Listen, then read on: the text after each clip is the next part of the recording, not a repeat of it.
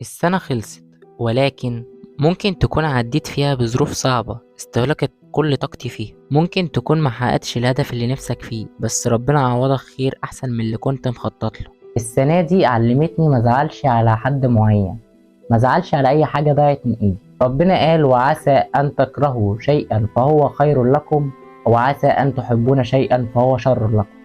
وعشان كده ربنا بيعوض على اللي راح منك ومبقاش معاك، بيعوض على اللي حزنت عشانه، بيعوض بالأنسب والأصلح اللي يشبه لك، لدرجة تخليك تندم إنك في يوم زعلت على اللي راح منك عشان ما كانش يستاهل.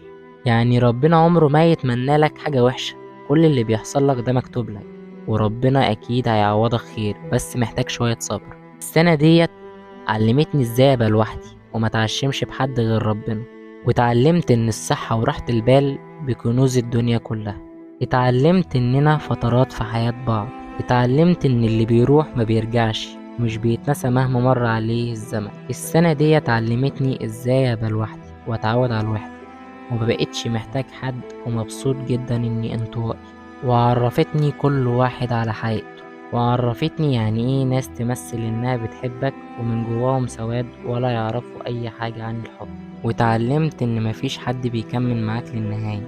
اتعلمت اني مثقش في حد قوي لدرجة اني اتعلق بيه. اتعلمت ان الدنيا مش بتقف عند حد وبننسى وبنكمل. اتعلمت ان مفيش حد هيقف جنبك ويشجعك ويطبطب عليه غير نفسك وبس، مهما كان اللي حواليه. اتعلمت ان مهما اكبر هفضل اتعلم حاجات اكتر واكتر، بس رغم كل السلبيات ديت منكرش ان في ايجابيات، وايجابيات حلوة جدا. منها اني اتعرفت على الحسن والحسين عادل مثلا، وانيس وصلاح، وعملنا احلى شغل.